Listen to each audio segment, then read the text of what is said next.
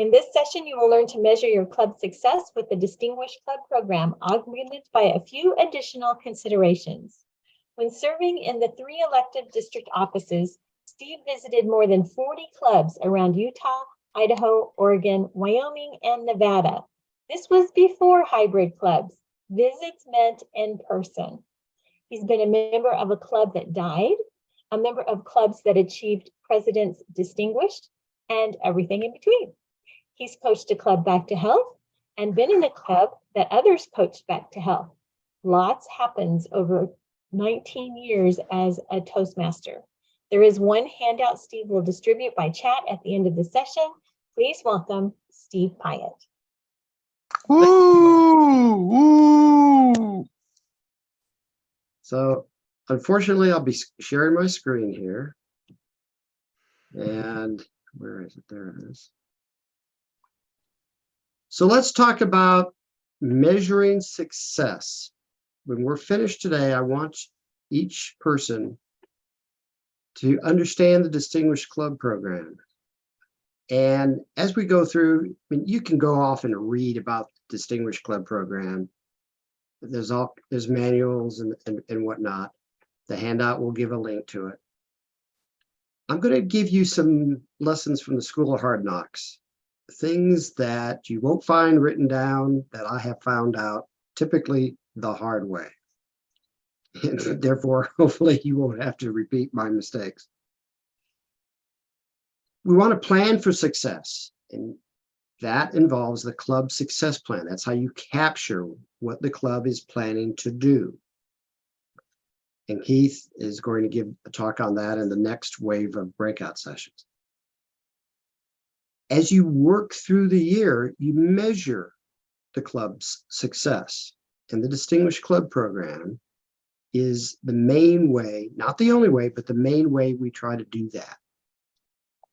And as you as a club leader, club officer, helps your club achieve success, remember, it all boils down to serve the member. International President John Lau from Malaysia years ago, he's the only international president who during his year of service visited our district. He attended a district conference in Boise. And that was his mantra, serve the members. When in doubt, serve the members. All these different goals, all these different mumbo jumbo, all these metrics, serve the members. Now, the Distinguished Club Program has 4 facets: education, membership, training, administrivia. And that covers most parts of success, but not all. And I'll say a word or two about that. They call the DCP metrics, officially they're called goals. But again, the real goal is serving the members. I believe when I was a district director, one of my mantras was every Toastmaster deserves to be in a distinguished club. We're not there. I've got on the slide here percent of clubs worldwide distinguished last year and the year before, roughly 40%. Our district's coming back up in this sense. We used to be better. We were flirting around 40% a few years ago, but before this thing called COVID. 25% is not where we want to be. Every club needs to be distinguished. And if we do that, our member retention will go up, our member satisfaction will go up, because we will be serving our members. Now, I hope everybody has knowledge of how to get into the club or into the TI website and get to distinguished performance reports. A few months ago, they fiddled around with the website, so it's, for me at least, as an old guy, it's not as easy to get to Distinguished Club performance reports as it used to be. But make sure you know how to get there.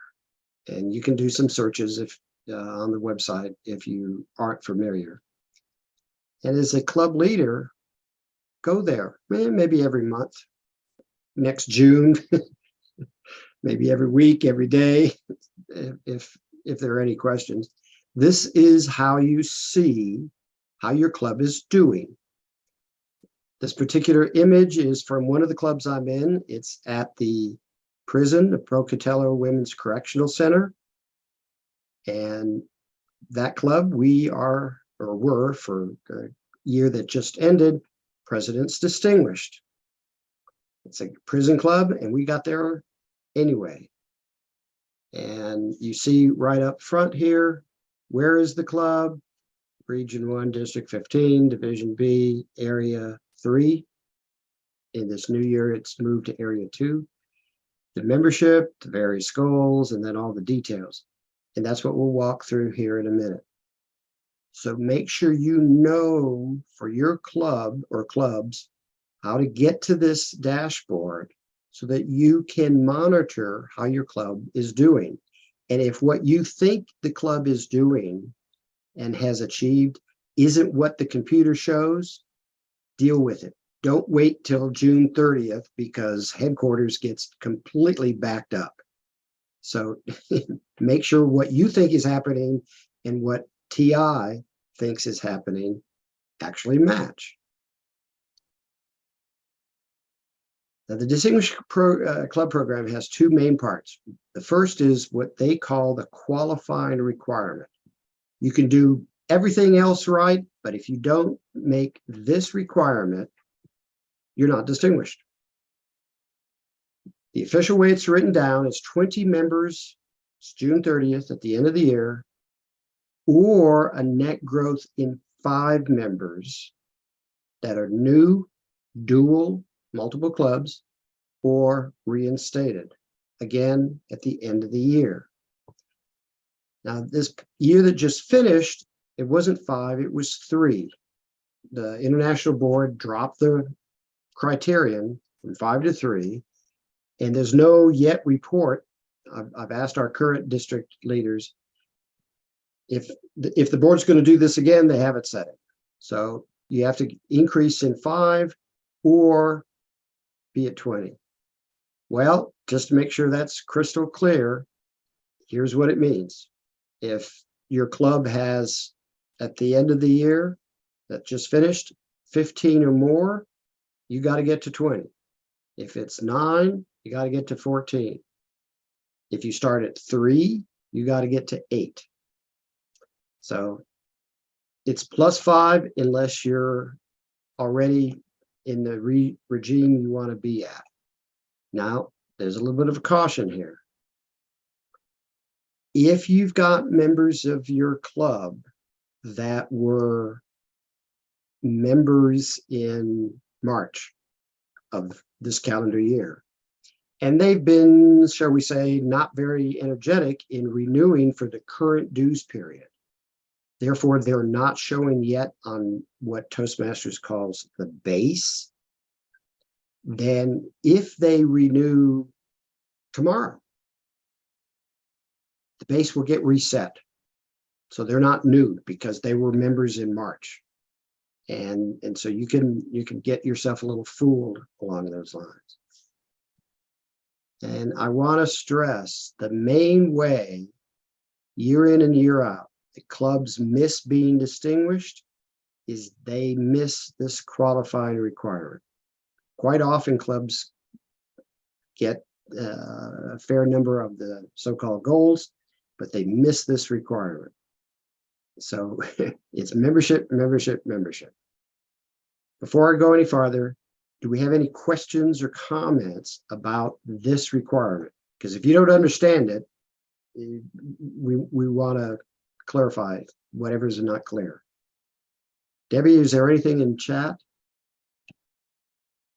Nothing has come up in chat. Okie dokie. So every leader, that includes, but is not limited to, the officers in your club, every leader in the club, help the club work on membership. As I look through the district roster, all at the district level, all the different clubs, there are very few that are at 20. And the ideal place for a club is near 20 members. 30 is, in my opinion, a bit too high. 25 is borderline.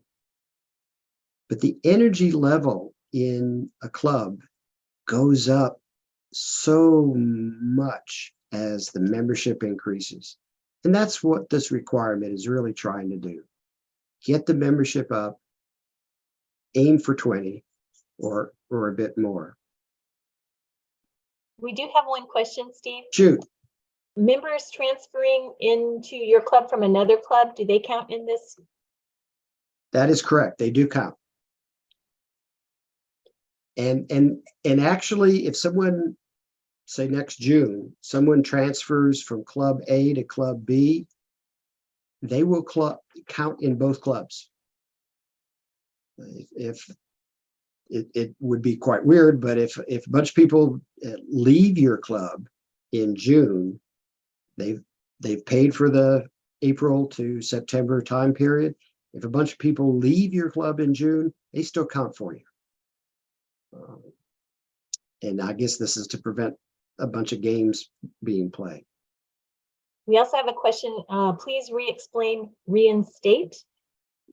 Reinstated. Let's say I'm a member of a club or one or more. I take a year off. I rejoin Toastmasters. I don't have to pay the new member fee because I'm not a new member. I am a reinstated member. So if there's a gap of 6 months or more, then you are a reinstated member. And one question, is this really all about recruitment? Recruitment and retention. You can have 10 new members of a club, but if you've lost 12 because you're not serving their needs, you've got a net decrease of 2. This criterion, this requirement is a net growth of 5. So yes, you've got to do recruitment, but you also got to retain. Worldwide, I dug up the numbers, and at least a year or so ago, worldwide, the retention over a year, 2 dues renewal, is 56%. We need to do better. Now, people, no one necessarily plans to be a Toastmaster for life. I think I am, but if we're serving our members, they don't want to leave. Peggy Carr used to use the analogy of recruitment is bringing people into the house, into your club, into your tribe. If you're losing members because they're escaping out the back door, that's a bad sign. And in fact, I'll come back to that as something that's not measured in the DCP. So it's net growth. Now, we use the word distinguished. It requires a club to meet the qualifying requirement and at least 5 of DCP goals. If the club at the end of June next year has achieved 5 or 6 goals, it's distinguished. 7 or 8, select distinguished. 9 or 10, president's distinguished. It's great if you can get to president's distinguished, but even getting distinguished, as I showed a moment ago, you're in, at least this past year, in District 15, you're in the top quarter of the clubs. That's sad because every club ought to be at least at distinguished. Several years ago, when I was district director, or actually the year before that, Ellie Thompson, who was the district director, my predecessor, she and I came up with an earlier version of this graph. Look at club health, club quality. If your president's distinguished, you're an Olympic athlete. Go team. Distinguished, you're at least a walker. You're getting out there. You're moving pretty well. You've got high energy. You've got an appreciation culture in your club. Now, if you got low membership, or people aren't using pathways. Maybe there's not a lot of mentors in your club. Officers aren't trained. The club's got a minor illness. There are, every year or so, somewhere in the district, there is a club that is dealing with a toxic person. Sometimes that has to be dealt with. If the club is ignoring guests, if the club has to change venues, that is a high risk factor. You're getting into major issues, major illness in the club. And you probably want to look for a club coach. Talk to your area director. Well, if you're under 8 members for a half year, you're at risk of losing your charter. Having been in a club that died, and therefore our charter is gone, that really sucks. It is not pleasant. You don't want to be there. So as a member, you want to help the club be up in here, not down there. Club coach, when it gets down here, a club coach can resurrect a club. I was in one club that had, at one instant in time, one paid member, me. I was the club coach. We got back up here to distinguished. It sure wasn't easy. It's easier to stay here than to find yourself down here and crawl back up. We have a couple more questions. Shoot. Someone would like clarification on what a club coach actually is. One could give an entire session on club coach, but a club coach is something that someone who is found and assigned ultimately by the district officer, the club growth director. Rashish, I believe, is our incoming club growth director. But work with your area director, and it's someone that's not currently a member of your club who volunteers to help your club, to coach the club back to health. And they can join the club after they are appointed as a club coach, but they can't do that beforehand, not if they want to get club coach credit. I've served multiple times as a club coach. It's very rewarding, and the way you do it varies depending on the dynamics and the culture of the club. Other questions, Debbie? How new do new members have to be? I think that's referring to membership in more than one club, or I'm not sure. Well, that's why the qualifying requirement says new, dual, or reinstated. So as long as it is a net growth, whether it's someone who's been in another club for 30 years and is new to your club, they cannot have been a member in the previous dues period. So if it's a net growth, if you're going to it's new, dual, or reinstated, that means they were not a member in the previous dues period. And we'll actually come back to that in another sense. There was one other question. Someone asked, when did transferred members begin to count in total membership? I don't know if you know that. Oh, that's been, a long time. Long time. I don't know the answer to the question, but it's a long time. Now, one of my mantras is that Toastmasters boils down to learn, serve, and enjoy. Well, if we're, as Toastmasters, learning communication and leadership skills and using the Pathways program, we're going to accumulate education levels, education awards. And here's a suggestion for your club. I'm the club president as of 8 days ago for, I don't know, the 5th, 6th time, something like that. Here's a goal for your club. Every Toastmaster ought to achieve at least one education award every year. Every education level in Pathways, and I've done 82% of all the Pathways projects. Every one of them takes at most 3 speeches. Some will take 6 months to serve in a volunteer organization and so forth. We got a year. Every Toastmaster ought to be able to pull off achieving at least one Pathways level each year. Unfortunately, globally, the average is 0.4 awards per member. So we're not encouraging each other to achieve in the education program. So there's 6 goals in the DCP program, Distinguished Club Program. And here they are: 4 level 1s, 2 level 2s, 2 more level 2 levels, 3 level 3, and then this complicated business, and we'll get to that in a minute. Every one of these, to count for your club, has to be completed in Pathways and then submitted in Club Central. The handout goes into more detail.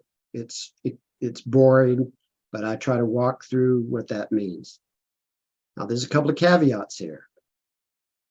These first 4 goals, these awards at a given level have to be different members. If you've got an overachieving member who's got, say, 3 level 1s that they accomplish in 1 year, that doesn't count for the club. One of those will count. It's got to be 4 different people for these 4 level 1s.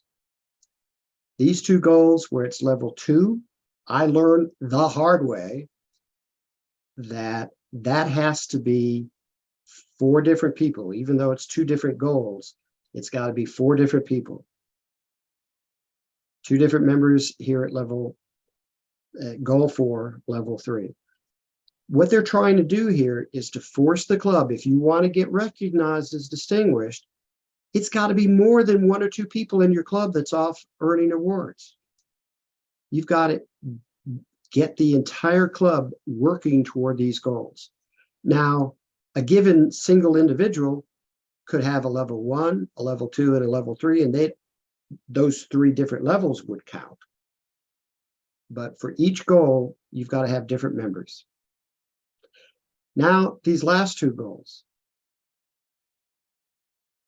a couple of years ago, when Pathways came out, this was worded 1 level 4, 1 level 5, or a DTM.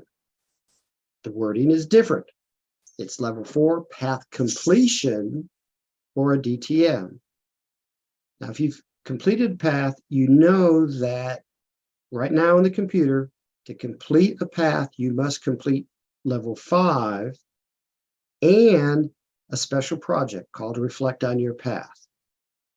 That additional step, this project, Reflect on Your Path, if you don't do that, the path is not completed, and therefore that accomplishment doesn't count here. And once again, to get these 2, either one of these goals, you've got to have 2 different members or 2 different levels. So if you got 1 member who's got 2 level 4s, that only gives you 1 of these. You have 1 member that's got a level 4 and a path completion, that will count. So there's, again, what they're trying to do here in all this mumbo jumbo is make sure your club has got multiple people involved in working the education program. There's another little caveat. Also learn the hard way. For a given member on a given path, in Pathways, you could do level 5 before you do level 1. Pathways will let you do that. Didn't used to be, but that's the way it is now. You can do the levels on a given path in whatever order you want. Here in the Distinguished Club Program, they must be entered sequentially. I have, for example, in my Jackson High Club, we've got someone who has finished a level 3 and a level 1. The level 3 can't be submitted at Club Central because level 2 is not finished in Pathways. So they have to be entered and awarded sequentially in Club Central. So let's move past the education awards. If we've got a club where people are learning and they're enjoying, they are far more likely to invite friends and families and coworkers.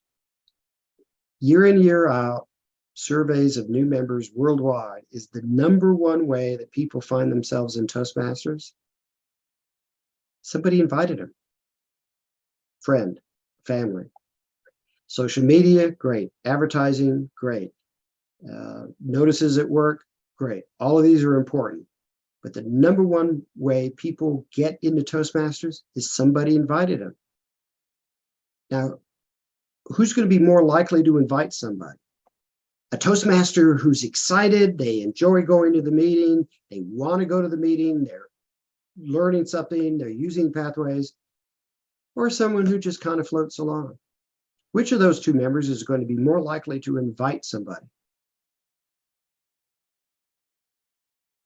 The more you enjoy it, the more you're benefiting from it, the more likely you're going to give Toastmasters as a gift.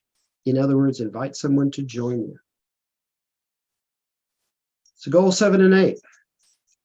This is similar but different than the qualifying requirement. Qualifying requirement is a net growth of 5.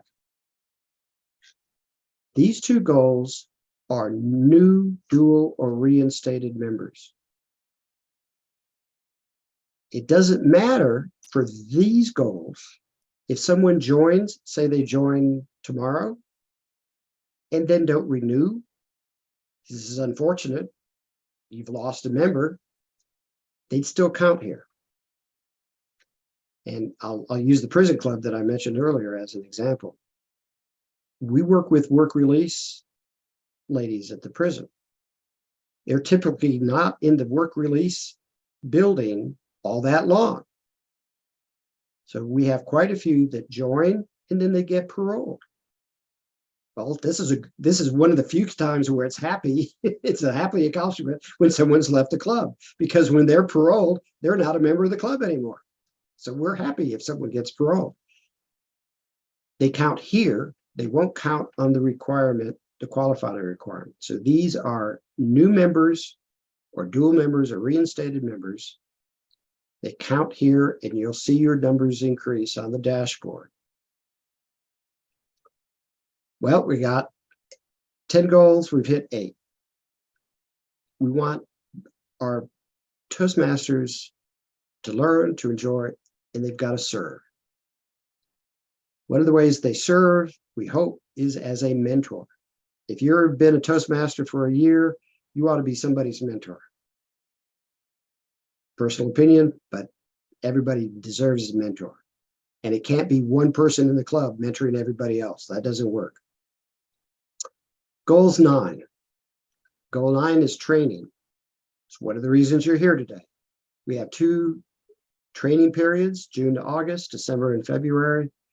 And to get this goal, your club has to have at least 4 of the 7 officers trained. I did the math when I was in district director. Guess what? There's a correlation. The more officers trained, the better the club does. What a shock. So 4 is the minimum, but the real objective ought to be getting every officer trained. Make sure that your officers know how to serve the club. Goal 10, administration. You have to do both of these. At least the end September or end March dues requirement, or dues renewal rather. At least 8 have to be in by the end of September or the end of March, and you get this half of this goal. I'll tell you, in the Jack-C High Club, we've had 9 renewed, because if you renew this month, it's $15 cheaper than if you renew in September or August or October. Because of the dues increase in October, you get a $15 discount, $45 if you renew this month. So that's why we've got 9 people in that club have already renewed. And we've already therefore earned this half of this goal. And at least once in the cycle, your club has to submit on time its club officer list. If your club is a setup to do year-long term of office, then the only way to have accomplished this is if the officers last June submitted your club officer list. If you're in a club with 6-month term of office, then it's either June or December. People know what their club's term of office is. You can change it. Go on into Club Central and change it. Most clubs do year term of office. I'll tell you, in the 2 clubs I'm in, because membership does change, we actually do 6 months. Some things that are not in the Distinguished Club program. Camaraderie before and after a meeting. Club events, socials, potlucks. As I traveled around the district some years back, the #1 indicator of how well a club was doing was camaraderie before and after meetings. It's a little bit different if it's a morning club, a noon club, an evening club, so the timing matters. But if people are a tribe and they know each other and they're happy to see each other and they're chatting with each other before and or after a meeting, yeah, it doesn't show up in the Distinguished Club program, but it's a good sign the club's doing pretty well. If, on the other hand, people aren't talking to each other, or they're trying to pull the meeting together because it's disorganized, that's not a good sign. We're a club, we're a community, we're a tribe, and this is so important. The awards per member. You got 20 members and only 6 people are earned an award during a given year. It'll show up. You won't do very well in the DCP goals, but it means you're not serving members. Do members have mentors? Do the officers know what your members are looking for? How do you serve a member if you don't know why they're there? Why I'm there is not going to be necessarily the same reason that Debbie's there, or Lionel's there, or Candy's there. We're in Toastmasters for related, but not always the same reason. If you know your members' needs, you're more likely to make sure the club is meeting them. And are the officers leveraging their time? I'm a club president as of 8 days ago. Every time I'm on stage at closing a meeting is a chance for me to lead the club. Every time the club treasurer is putting out dues renewal messages, it's a chance to lead the club. So every interaction you have is a chance for you to lead the club, serve the members. I firmly believe this. Every Toastmaster, we're putting our money, our time, our efforts into our clubs. We all deserve to be in a distinguished club. The program that I've walked you through here is a good set of metrics. It's not perfect. It doesn't capture everything, as I just showed on the previous slide. But at clubs, in my experience, that are distinguished are simply a better experience, a better service to our members than clubs that aren't distinguished. So I've walked through a whole bunch of mumbo jumbo. It should all boil down to serving the members. These are metrics that help tell you whether you're serving the members. And now I've been a Toastmaster 19 years. I'm still here for reasons that are different than my first couple of years. I love passing on what I've learned, pay it forward, if you will. A lot of people who helped me in my first years Well, they've all moved in one way, shape, or form on. Now it's my turn to pass on what I've learned in Toastmasters. It's made me a better person, and I want to help others.